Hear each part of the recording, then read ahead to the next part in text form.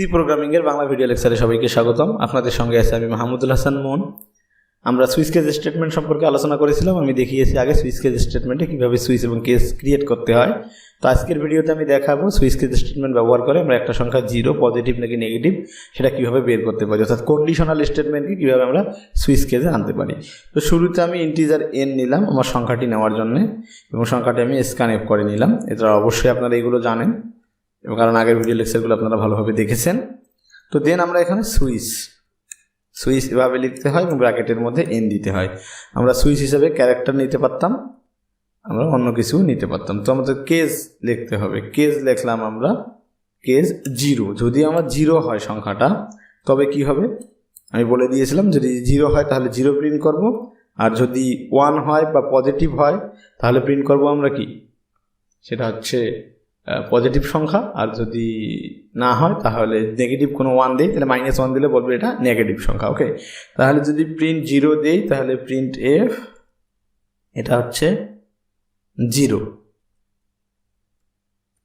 ওকে, আচ্ছা, যদি জিরো না দিয়ে আমরা ওয়ান দিই অর্থাৎ +1 দিই তাহলে এরপরে কি দিতে হবে, অবশ্যই আপনারা জানেন যে এরপরে আমাকে অবশ্যই দিতে হবে ব্রেক স্টেটমেন্ট। ওকে,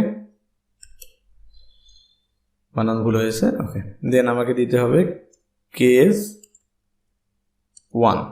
কেস 1 দিয়ে আমি বললাম যে 1 হচ্ছে একটা কি সংখ্যা, 1 হচ্ছে একটা পজিটিভ সংখ্যা, তাহলে 1 দিলাম যে 1 হচ্ছে একটা পজিটিভ সংখ্যা। ওকে, এখানে 2 দিলে কিন্তু কাজ করবে না, 1 মানে 1 দিলেই পজিটিভ মানে ধরে নিলাম ব্রেক। দেন আমরা কেস 3 0 1 কেস -1 দিলাম মাইনাস সংখ্যাটা। ওকে, দেন আমি প্রিন্ট করলাম যে এটা হচ্ছে কোন সংখ্যা, নেগেটিভ সংখ্যা।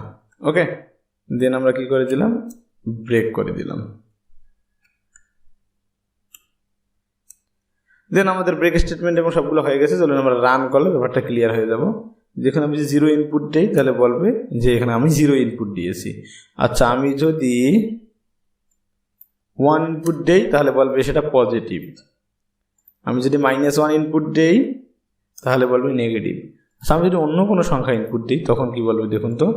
আমি যদি 5 ইনপুট দিই তাহলে কোনো ইনপুট আসবে না, কারণ কি আমি শুধুমাত্র -1 1 এবং 0 এই তিনটের জন্যই শুধুমাত্র আমি কেস তৈরি করেছি, অন্য কোনোগুলোর জন্য কেস তৈরি করিনি, তাই এই তিনটাই কাজ করবে। এইভাবে আমরা কি কন্ডিশনাল স্টেটমেন্টকে সুইচ কেসে আনতে পারি।